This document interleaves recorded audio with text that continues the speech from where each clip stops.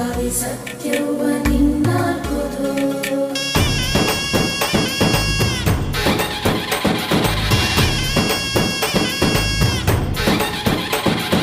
ಪರಶುರಾಮನ ತಾಯೇ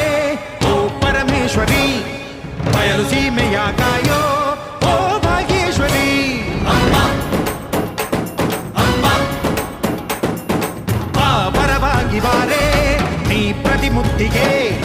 ಬಾ ಗುರುವಾಗಿ ಬಾರೆ ನೀ ಸತಿಶಕ್ತಿಗೆ ವೇದದ ರೂಪಿಣಿ ನಾದ ಸಂಚಾರಿಣಿ ರಾಗದ ವಾಹಿನಿ ಈ ಭೂಮಿಯ ಗಾಮಿನಿ